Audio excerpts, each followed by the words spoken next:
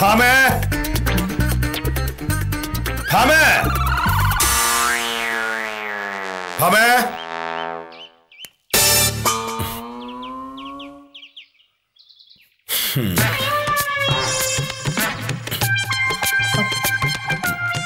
മോഹനേട്ടൻ ഇവിടെ നിന്ന് കളഞ്ഞത്?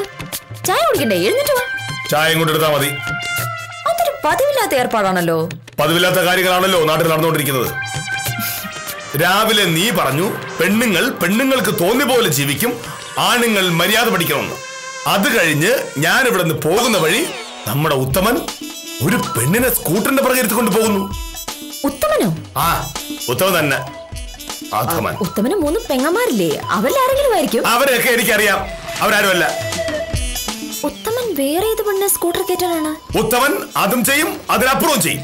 അതെനിക്കിന്ന് മനസ്സിലായി. അപ്രതീക്ഷിതമായ ഒരു പെണ്ണിനെ ഉത്തമന്റെ സ്കൂട്ടറിന്റെ പിറകിൽ കണ്ടപ്പോ ഞാൻ ചോദിച്ചു, ഇതാരാ ഉത്തമ എന്ന്.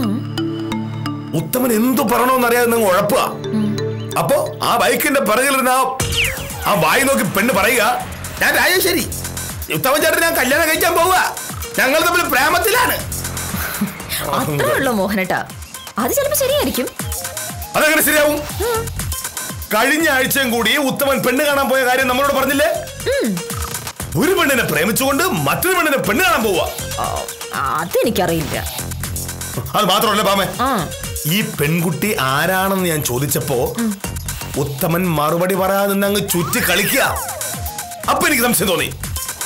അപ്പോഴാണ് അവളുടെ ഡയലോഗുകൾ. ഭാമേ, കണ്ടാലറിയാം അവളൊരു കുഴപ്പക്കാരിയാണ്. ഒരുമാതിരി ജർമ്മനിയിലുള്ള ആളുകൾ ഇടുന്ന പോലെ ഉടുപ്പൊക്കെ ഇട്ട് മോഷ്ടിയും കാണിച്ച് വർത്താനം പറഞ്ഞ് തൊട്ടുരുപേങ്ങിരിക്കുക. അവളെ കാര്യം പറയാൻ തന്നെ എനിക്ക് ദേഷ്യം വരും. വല്ല പെമ്പിള്ളാരും വല്ല വഴിക്ക് പോട്ടെ മോഹനേട്ടാ. നമ്മൾ എന്തിനാ ആവശ്യമില്ലാത്ത കാര്യത്തിൽ ഇടപെടുന്നത്? അതൊക്കെ ഓരോരുത്തരുടെ വ്യക്തിപരമായ കാര്യമല്ലേ. ഇതെങ്ങനെ വ്യക്തിപരമാവും? ആഫീസിൽ നിന്ന് തിരിച്ചു വരുമ്പോ ഞാൻ ഉത്തമനെ വീണ്ടും കണ്ടു. ആ പെണ്ണെവിടെ ഉത്തമ എന്ന് ചോദിച്ചപ്പോ ഉത്തമ ഒരു ചിരി. ആ ചിരി കണ്ടറിയാം പ്രശ്നമാണെന്ന്. ഇനി ഈ ഉത്തമം പറ്റിച്ചെന്നും പറഞ്ഞ് അവള് സ്റ്റേഷനിൽ പോയി കേസ് കൊടുക്കും. പിന്നെ ബഹളമായി, വഴക്കായി. ഇതാ ഞാൻ പറഞ്ഞ ഭാമേ, പെൺകുട്ടികൾ അടങ്ങി ഒതുങ്ങി നടന്ന ഒന്നും പേടിക്കാനില്ല. ഒരാളിന്റെ സ്കൂട്ടറിന്റെ പുറകിൽ കേറുന്നാണോ അടക്കില്ലായ്മ? ഇന്ന് കാഞ്ചന വഴിയിൽ വെച്ച് ഒരാളെ സ്കൂട്ടറിന്റെ പിറകിൽ കയറ്റിയ കഥ എന്നോട് പറഞ്ഞു ആഫീസ് വെച്ച്. അയാള് ഭയങ്കര ശല്യക്കാരനായിരുന്നു. ഇതിപ്പോ ആ പെണ്ണല്ലേ പുറകിൽ കയറിയത്? ഓടിച്ചോണ്ടിരുന്ന ഉത്തമൻ എങ്ങനെ ഉപദ്രവിക്കാനാണ് മോഹനേട്ടാ? മോഹനേട്ടൻ ഇവിടെ ഇരിക്കെ, ഞാൻ ചായ എടുത്തിട്ട് വരാം. ഇനി മേലിൽ ഉത്തമൻ ഈ വീട്ടിൽ കയറ്റാൻ പാടില്ല. കണ്ട പെണ്ണുങ്ങളെ കൊണ്ട് നാടുവിട്ട് നടക്കുന്നു. വൃത്തി കെട്ടവൻ.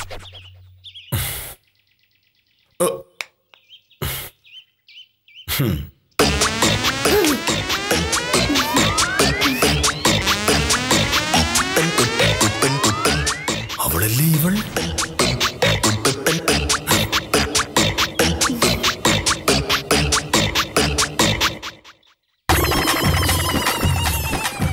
നീ ഏതാ? രാജേശ്വരി, ഉത്തമന്റെ കാമുകി. നീ എങ്ങനെ ഈ വീടിനകത്ത് കയറി? ഉത്തമം കൊണ്ടുവന്നാക്കിയതാ. അതിനെന്തിനാ ചേച്ചിയെ വിളിക്കുന്നേ? ചേച്ചി ഇന്നൊരു ദിവസം ഇവിടെ നിന്നോളാൻ എന്നോട് പറഞ്ഞു. വീട്ടിലോട്ട് തന്നെ ആണല്ലോ അല്ലേ? ഉത്തമന്റെ ആ ചോദ്യം കേട്ടാ ഞാൻ വീട്ടിലേക്കല്ല വേറെ എവിടേക്ക് പോകാണെന്ന് തോന്നുമല്ലോ. അത് നടക്കില്ല. ഇത് എന്റെ വീടാ. ഇവിടെ നിന്നെ പോലൊരാൾക്ക് ഒരു ദിവസമല്ല ഒരു നിമിഷം പോലും നിൽക്കാൻ പറ്റില്ല. ഇറങ്ങടി. പിന്നെ വെറുതെ പേടിപ്പിക്കല്ലേ. ഞാൻ ഇറങ്ങില്ല. ഇറങ്ങണമെങ്കിലേ ഉത്തമൻ വരണം. ഉത്തമൻ വന്നാലും നീ ഇറങ്ങൂ. ശരി, ഉത്തമനെ വരുത്താം. അഹങ്കാരി. എന്തത്?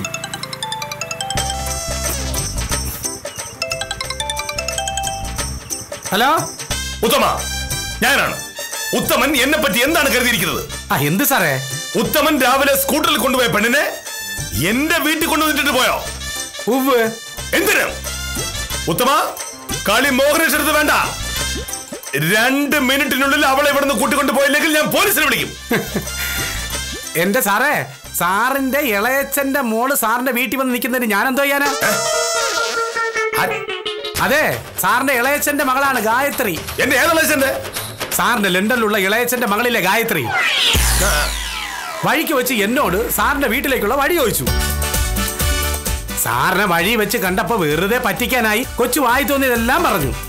സാറേ ഞാനൊരു അക്ഷരം മിണ്ടിയില്ലെന്ന് സാർ ഓർക്കണം കേട്ടാ. പറഞ്ഞതെല്ലാം സാറിന്റെ പെങ്ങളാണ്. വേറെ വിശേഷമൊന്നും ഇല്ലല്ലോ സാറേ. എന്തോ ഞാൻ അപ്പോഴേ പറഞ്ഞില്ലേ ഇനി സംസാരിച്ച ദോഷ സാറിനാണെന്ന്.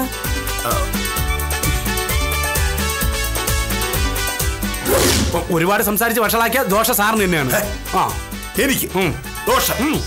ഓഹോ, അപ്പോ ഉത്തമൻ എന്നെ ഭീഷണിപ്പെടുത്താറായോ? എങ്കിൽ പിന്നെ കാണും.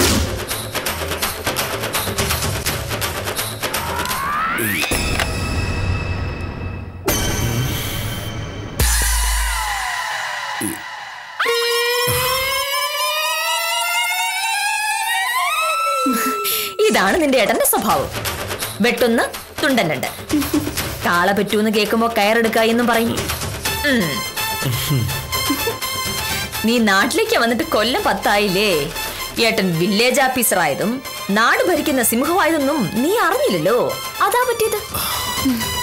മോഹനേട്ടനെ പറ്റി അച്ഛൻ എപ്പോഴും പറയും കർക്കശക്കാരനാണ്, ആദർശധീരനാണ് എന്നൊക്കെ. പക്ഷെ ഇത്രയ്ക്ക് വലിയ സീരിയസ് ആണെന്ന് ഞാൻ കരുതിയില്ല. ക്ഷമിക്കുന്നേ, നിന്നെ കണ്ടിത്തിരി കാലമായില്ലേ, പെട്ടെന്ന് എനിക്ക് മനസ്സിലായില്ല. എന്നാലും ഒരു പരിചയമില്ലാത്ത ഒരാളെ ഇത്രയ്ക്കങ്ങ് മര്യാദ പഠിപ്പിക്കണോ മോഹനേട്ട?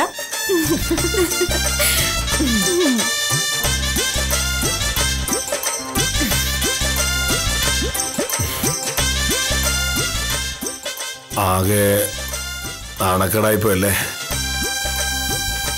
ഇളയച്ച അറിഞ്ഞാൽ എന്ത് വിചാരിക്കുമെന്ന്.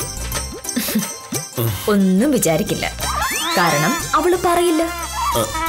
അവക്ക് മോഹനേട്ടനെ പറ്റി വലിയ മതിപ്പായി പോയില്ലേ? ശരിക്കും ശരിക്കും. എന്നാലും ഉത്തമനെ വെച്ചിട്ടുണ്ട്. അവൻ ഒരക്ഷരം മിണ്ടില്ലല്ലോ. എങ്ങനെ മിണ്ടാനാണ്?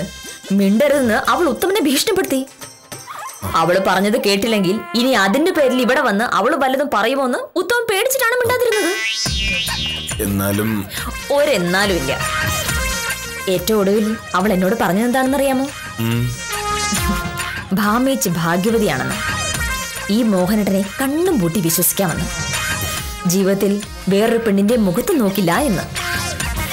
അപ്പോ ഞാൻ പറഞ്ഞെന്താണെന്നറിയാമോ? അതൊക്കെ നിനക്ക് വെറുതെ തോന്നുന്നതാണെന്ന്. മോഹനേട്ടൻ വേറെ പെണ്ണുങ്ങളുടെ മുഖത്തൊക്കെ നോക്കാറുണ്ടെന്ന്. ഞാനതൊക്കെ അറിയുന്നുണ്ടെന്നും. പിന്നെ അറിഞ്ഞ ഭാവം നടിക്കുന്നില്ല എന്നതേ ഉള്ളൂ. കാഞ്ചനി സ്വയംപ്രഭേ, മോഹനേട്ടൻ ഇന്നും അവരുടെ മുഖത്ത് നോക്കാറില്ലേ?